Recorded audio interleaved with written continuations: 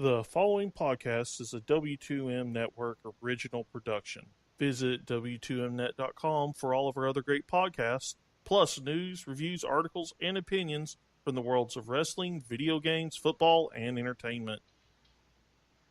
Willkommen and guten Tag. Wait a minute. No, wait, wrong language. Yeah, hi. This is Soccer to the Max. Yeah, I was just, sitting here with my Curryverse, paying attention to the big news of the day. So, sorry about that. But alas, do not make any adjustments to your podcast app. This is I, Erik Watkins, for a bit of a long-awaited episode. There's been quite a bit of news in the soccer world, so this is why I'm here. But thankfully, I am not alone, at least not on this one. Here with me, as always, the awesome, the wonderful, the hopefully at least some new swag from her potential new full-time job, Rachel McCreeger. And let me just say that the wrong sport, but I gotta give a shout out to my brew crew. Clinching October, clinching playoffs. Christian Yelich, I'm available. Call me. Look, you're a good man. You're a good player. The Brewers are in the postseason for the first time in 7 years. I mean, she's a good luck charm, Christian. Just saying. If he wins MVP, then he has to just get down on one knee, then. Look, I could get you a good deal on some rings, Christian, if that happens. Seriously. I can make this work. Trust me. Oh, come on. You know I have to look out. Oh, I know. And, I mean, we're still waiting on that call from Fader, too. Yeah, well, like he's been up to anything the past few months. God.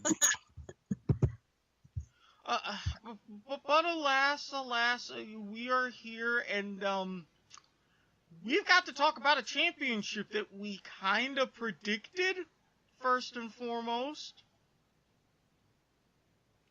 How could you not predict it? I mean, the North Carolina Courage, they dominated the whole year, and I mean, listen, that crowd, I know, a little over 21,000 to Portland. Come on, did you really think that you were going to beat the Courage there? I didn't think so. Well, they saw what happened in last year's playoffs, and I have to give credit to them. Their fans had a hope. It was misplaced hope, but it was hope nonetheless. Yes, the lovely topic of misplaced hope and just hope in general. Speaking of which, Eric, how's Orlando City FC? Don't. I have been disappointed way too much. And I can't even blame Jason because he's been fired. I can't blame Ben because he's not running the team. I can't even blame Don for this one. He didn't have anything to do with it. There you go. I don't. And nobody, here's a good segue for you, nobody could ever blame Paul Riley, Coach of the Year in the NWSL, and just, my favorite thing about the Courage is just the mentality that they have. You've got a roster of superstars. You've got a Brazilian who doesn't get talked about, but my God, she's a goal-scoring and just chance-creating machine. Paul Riley still comes in and says, we're the underdog in this one. We take first place in the NWSL? Yeah, well, we're still the underdog. And I mean, they were the underdog in these playoffs. You lose your home game because of a terrible hurricane that I can speak on behalf of myself and Eric. Our thoughts are with everyone in the Carolinas and Virginia and anywhere that got that was in the path of the hurricane. You get this hurricane that comes in, you lose your home field advantage, which you bust your butt for, and then you got to go to Portland, play your semifinal, and then you got to go to Portland again, play your final, and there's your team, team you're playing against, the Portland Thorns, and guess what? That's their home crowd. Yeah, it's definitely, for everybody impacted by Hurricane Florence, they're still not out of the woods yet, still dealing with catastrophic flooding. Any way you can help, any way you can donate, please do so. But you're right. Paul Riley came in and said, hey, yes, we're first place. Well, you see what happens. It's out of our control. I like that he also approached it. I say, yes, you're stars, but we have to win together. We have to bond together. We've got to finish the job and not have a repeat of last season. And I really think because of all of that, this was a team that was very, very galvanized. Yeah, absolutely. I mean, this was a team that if they went in there and didn't win, it was a how. How do you not win that? I mean, this team has been rock solid this whole year. If they have the same team going into next year, which I don't really see Paul Riley losing many of his players, don't be surprised if North Carolina goes back-to-back. I mean, they're way too early to be making predictions like that, but I'm just saying. This is what we do. Of course we make predictions ridiculously early. We wouldn't be up-and-coming pundits if we didn't. Okay, true.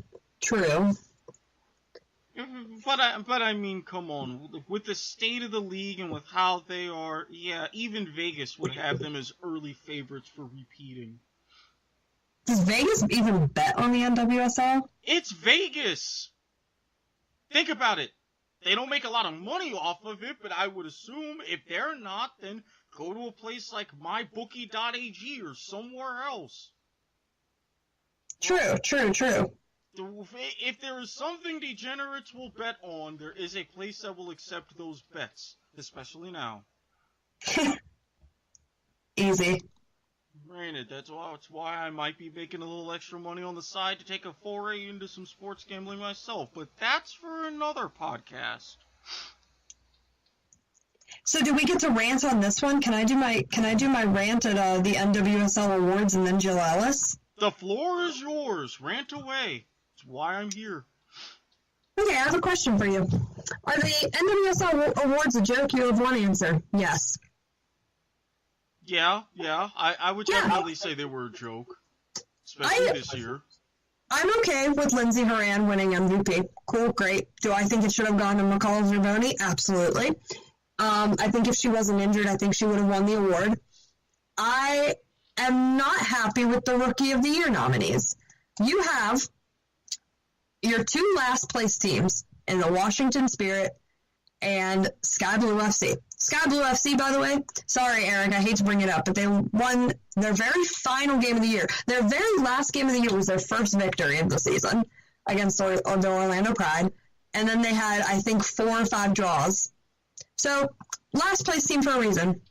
You've got Amani Dorsey, Savannah McCaskill. Amani Dorsey was a pretty decent player this year, I'll give her that.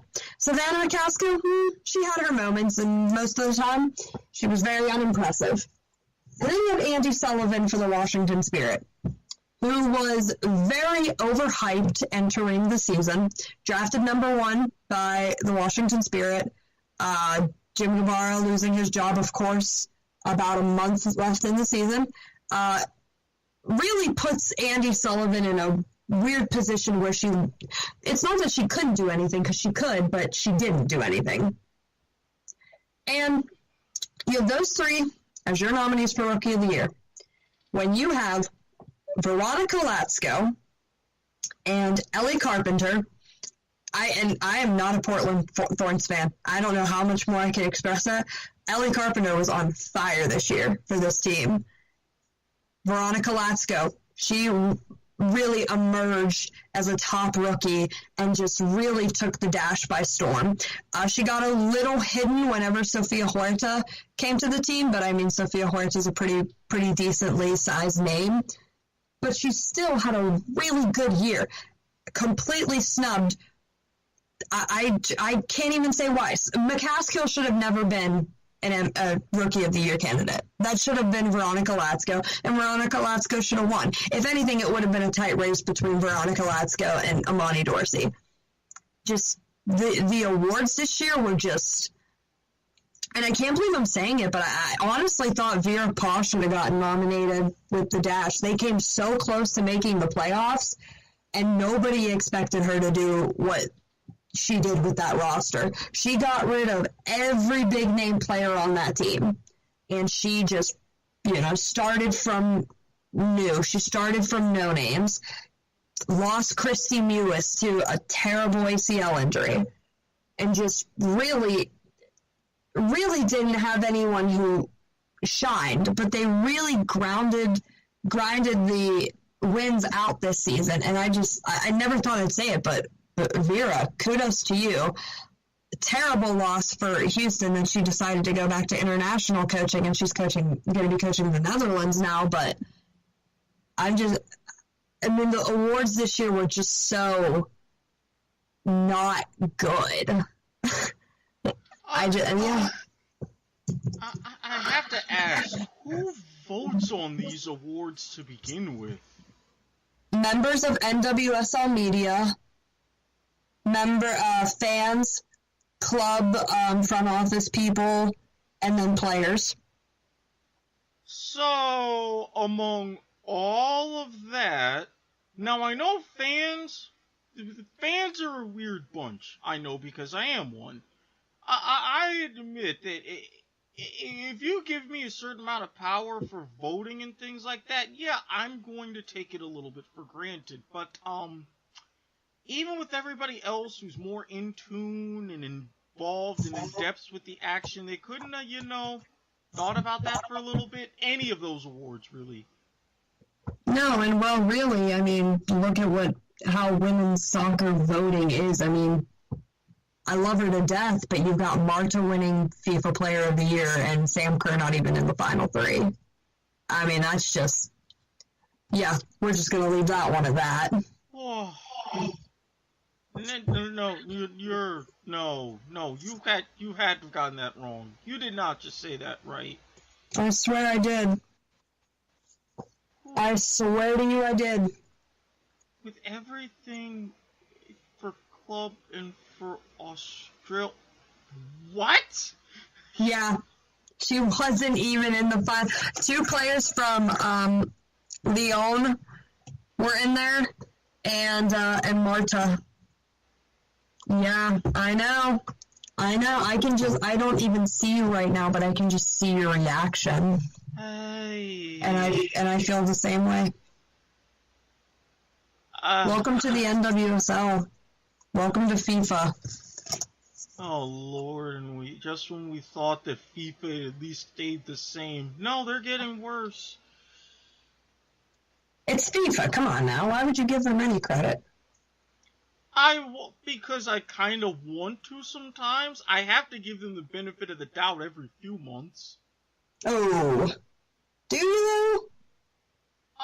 I know technically no, but can I at least try? Do I have to continually get disappointed? Speaking of disappointed, how about that roster for U.S. Women's National Team? CONCACAF Championship. I just don't understand. Same faces, yet again, players out of position. Does Jill not want to win? Does Jill keep thinking that Ashlyn Harris and Alyssa Mayer are better than Adriana Franch? Clearly she does, because she's not on the roster. And listen, I'm going to go out on a limb here. Caitlin Rowland of the North Carolina Courage does not get nearly the respect that she deserves in the league and in the NWSL, in the league and in the U.S. soccer realm as well. She led North Carolina and the Western New York Flash when they were the Western New York Flash. What more does she need to do? Oh my gosh, she just won a championship again. I just don't understand why people continue to discredit her year after year after year when she does nothing but produce for this team. I don't get it. It's literally the same. Jill Ellis only brings in the same people. She brings in people that do nothing for club, Carly Lloyd, and it just, you have the whole NWSL, and you have players in Europe at your disposal. Come on. Personally, and we've talked about this, we're good enough to still qualify for the World Cup because everyone else is kind of eh. But on the off chance that we pull a men's team and we don't, will this finally be the dagger? Will this be the last nail in the coffin to send Jill Ellis out? I think... Go ahead, sorry. No, even with the championships, even with the success that she's enjoyed, that only gets you so far if you're not continually taking the team to the next level, especially with all of the talent that you just mentioned. I think no matter what, say the team even makes it to the semifinals in a World Cup, I think she's gone soon. Like, she has to be gone soon. I just don't understand how she's stayed in the position that she has. She's doing nothing to develop new players. And, okay, you bring in a couple college kids. Great. I'm so glad. What are you going to do when next year during the World Cup, players like Tierna Davidson and Haley Mace, their seasons are over in November. Mm-hmm. What are you gonna do when they're not playing for 6 months at a time and just sitting around waiting for the World Cup? No, come on now. I mean, as is, I'm not understanding, because you basically create the NWSL to not only further and help develop players for the national team, existing and potential, players for other national teams. We saw that huge schism, and we've discussed it ad infinitum about pay and everything. You finally have this. It's finally stable and going, but you're sitting back on your laurels. Yes, you still have great players, or players who were great, in your Alex Morgans, your Megan Rapinos, your Julie Ertz, etc., but you can only have them for so long, especially because some of them, this is their last cycle. They're going to look to retire, and then what? Yeah, I mean, there's really no backup plan. I've said it once, I've said it 1,000 times. How has Shea Groom not gotten a call-up? Last season, I mean, she really, it was hard for me to watch a player like Angela Salem with Boston dispersing and having the dispersal draft go to a team like Portland that literally just put her on the bench after the amazing, season she had with Boston, and just throw her on the bench and maybe get her, 20 minutes a game. That was really hard for me to watch, because last year, every time I watched her, I was like, she could play at the national team level. Her and Shea Groom both. And then they get tossed to teams where they're basically just put on the wayside. So I really hope that Angela Salem goes somewhere where she is appreciated. I think Shea Groom, she did a nice job under the circumstances at Sky Blue. There are so many players around the league that are just so good. I'll say her name 50 more times. Caitlin Rowan. Get her in camp. I don't know how much more I can say it. I mean, Lynn Williams, she was an MVP candidate. She was scoring goals like crazy. Jessica McDonald had 2 goals in the NWSL final.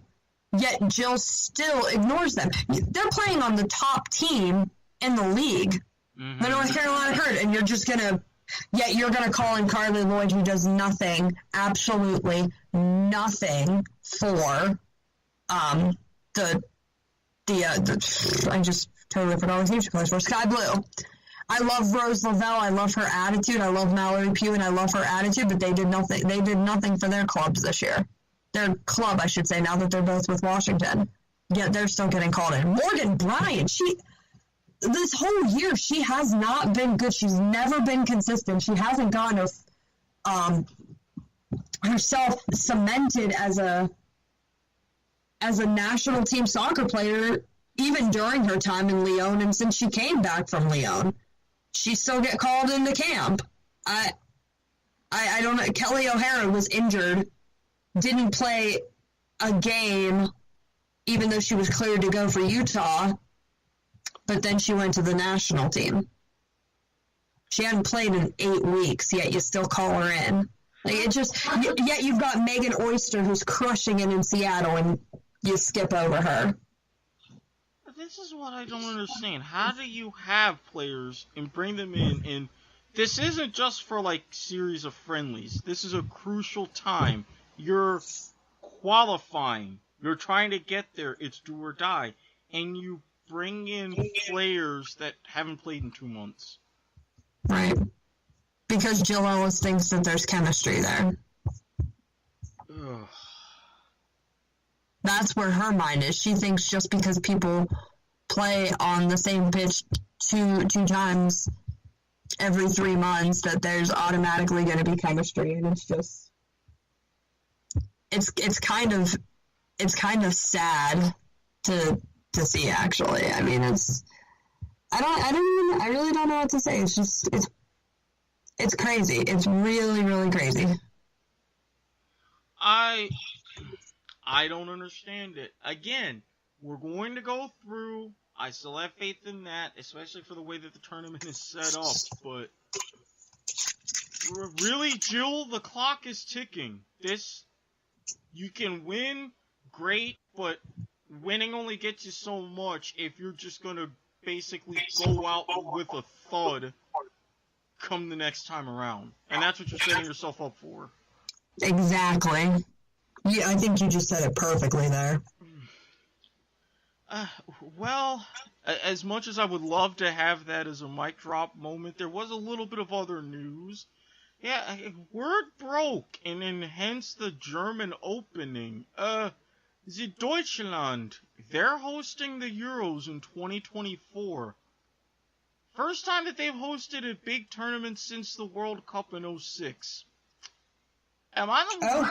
Yeah, am I the only one who's kind of digging that news in a little bit of a way? I dig it. Interesting. I'm surprised, but in a good way.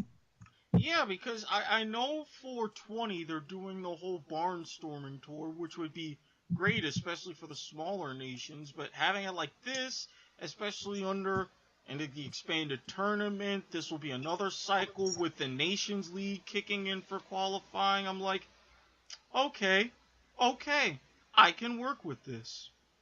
Yeah, exactly. I mean, I kind of like that. I figured a little bit of good news, especially with UEFA, being UEFA, although this kind of helps me when it comes to Champions League with Ronaldo. Yeah, United gets to face him. I would say crush him, but I know realistically that's not going to happen. My lord, did you see that stare down from Marino and Pogba the other day? Oh my lord. One of them is going to leave, and dear God, I hope it's not Pogba. He's way too useful, especially now. We need to keep him. Mourinho, Jose, sorry, you ain't so special. I wanted you, I loved you, but it ain't working, so go away. Just go away. Very well said, my friend. Oh, why can't any of my clubs do anything right now? Why must I be tortured so? Why? I don't know, man. Well, before I get in my feelings and I find myself dancing outside of a car in the middle of the night, I'm gonna go ahead and sign off. Good idea. Another short one, another sweet one, and don't worry, folks. Awesome producer Sean, he was having a bit of a busy day, but also being an awesome dad, and that's really what counts first. So we're giving him a pass. Plus, he's working on my clips for the long-awaited return of Point of Viewer. So I gotta give him props for that one. I can't leave him hanging out to dry, even though, the whole commercial thing. Yes, I am gonna keep bringing it up. But alas, along with myself, you can find me all throughout the W2M network, at Squid Sports Head on Twitter. Rachel, time for the shameless plugs. You can follow me on Twitter and Instagram at Rachel McCrigger. And if you're following me on Instagram and you like photography and you want your pictures done and you live somewhere in Pennsylvania, give me a call. What else can I shamelessly advertise? Christian Yelich, I'm still waiting on that phone call, dear. Again, you get the lone hotel room. It's the playoffs. You're in the wild card game. You need some extra motivation. Oh, Eric, wait till we get off the air and I tell you things. See? You see? Christian, I'm doing you a favor. All I could use is maybe some tickets, little bit of beer. Nothing major. I do not ask a lot of thee. But alas, this has been another episode of Soccer to the Max. We shall be back again, along with Sean, bringing him into the fold again, because, it's... Now I guess we can attempt to focus on MLS and the stretch run, and... Oh boy, there's gonna be some craziness. And my team won't be involved. Why? There sure is. Just why? Go Sounders, though. Well, see, at least you have something to root for. You can root for the Sounders. Oh, but You're not gonna die if you root for the Sounders. I know, but without Deuce, it's not quite the same. Oh, don't make me sad. Seeing him run out there and trying to make up some funny calls for when he scores a goal. I knew it had to come sometime, though. But alas, enough sappiness. We shall see everybody later. See ya! The following podcast is a W2M Network original production. All right, visit W2Mnet.com for all of our other great podcasts, plus news, reviews, articles, and opinions from the worlds of wrestling, video games, football, and entertainment.